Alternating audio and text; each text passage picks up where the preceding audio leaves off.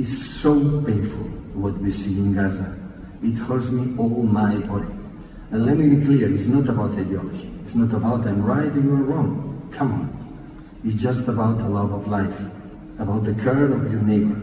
Maybe we think that we see the boys and girls of 4 years old being killed for a bomb or being killed at the hospital because it's not hospital anymore. It's not our business. Yeah, fine. We can think about that. It's not our business. But be careful. The next one will be ours. The next 4, 5 years old kids will be ours. Sorry, but I see my kids, Maria, Marius and Valentina, when I see every morning since the nightmare started, the infants in Gaza, and I'm so scared. Maybe this image feels far away from where we are living now, and you might ask what we can do. Speaking is one of the greatest coaches in the history of world football, Pep Guardiola. There is a story I'm reminded of. A forest is on fire. All the animals live, terrified, helpless.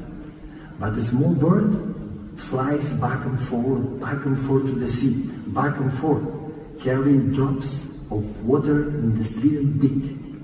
The snake laughs and asks, "Why, bro? You will never put the fire out." The bird replies, "Yes, I know it. Then why you do it and again and again?" The snake asks once again, "I'm just doing my part." The bird replies for the last time. That is, the bird note doesn't stop the fire, but it refuses to do nothing. In a world that often tells us we are too small to make a difference, that story reminds me the power of one is not about the scale, it's about choice, about showing up, about refusing to be silent or still when it matters most. And here he was, after receiving an honorary degree at the University of Manchester, speaking out against the atrocities we see daily on our phones of Gaza at the hands of the Israeli military. And like Pep Guardiola, this isn't just about anti-Semitism. It is about the growth of fundamentalism in America. When you have kids who are openly pro-Hamas, it's not just anti-Semitism. And you guys are going to have to vote and donate in a different way and not forget who was for you and who wasn't in this moment. You got to stop with the kids. As the Jew on the panel, Andrew, you're Jewish or no? No, I'm Jewish. I'll say this right now. I'm Jewish. We're acting as if kids are protesting at a college and it's the first time ever. No. I mean, we gave $25 billion to a war and kids are protesting it. It's not pro-Hamas.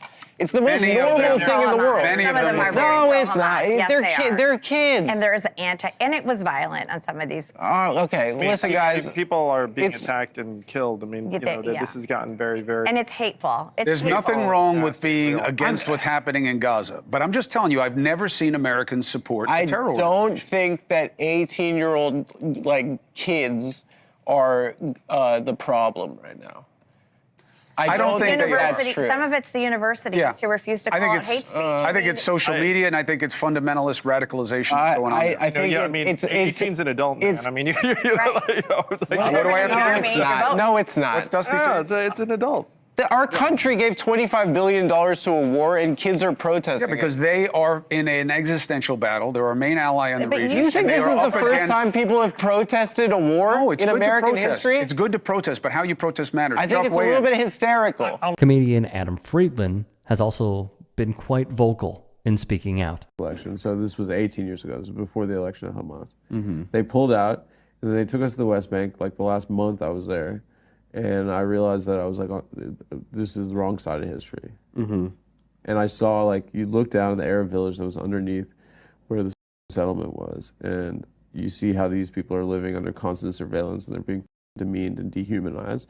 And then you see these guys, like, building these tract houses like they live in Orange County, you know, in the middle of like this political reality, which is brutal. Like inhumane, and I lost it then, and I went back and I told my parents, and we got in big arguments. I was like, you know, this is what we were told was important, was to support Israel so the Holocaust doesn't happen again. That's what we were told, and that's what my parents were told when they were growing up, and they knew survivors, you know, and it freaked them out. And I understand why there's like this like narrative in the Jewish community, but like doesn't make Jews more safe. You know, it's a failure of a project, and then now we're seeing like this bloody reality. It has been reported about half of Gaza's 2.3 million residents are kids. Since October 7th, Israel's killed at least 17,400 children, 15,600 who have been identified according to the Ministry of Health in Gaza. Many more remain buried under the rubble and are presumably gone. Furthermore, an independent United Nations commission released on Tuesday accused Israel of committing the crime against humanity of what they call extermination by attacking Palestinian civilians, sheltering in schools and religious sites in the town. And lastly, while the report focused on the impact on Gaza, the commission also reported significant consequences for the Palestinian education system in the occupied West Bank and East Jerusalem as a result of ramped up Israeli military activity, harassment of students, and settler attacks. I think it's important, as Guardiola said, for many others in world football to use their platform, use their voice to make it known how they feel about this. As I said, he was receiving an honorary degree in Manchester. He is still manager of Manchester City. He has won many Champions Leagues. So for a prominent individual such as this to use that podium in that way and speak rather beautifully, mentioning his kids, because he is reminded of them when he takes in what feels like a live stream of these events every single day, is important and also heartbreaking because many feel the same way. Adam Friedland, meanwhile, using his platform in a similar but albeit different way, is also very important because he knows this stuff quite well, as do many in our community. I think what's rather frustrating is seeing how many Ethan Kleins there are out there who won't go the full way of acknowledging what's happening. And again, as I said on a previous video, I don't know if that's because of his family, his significant other. I'm not totally sure. But at this point, I mean, what do you say? And how, at this point, do you continue to say, nah, not my thing? It's atrocious. And yet, knowing the powers that be, unsurprising. If you can and are willing, please become a paid member here at TYT Sports.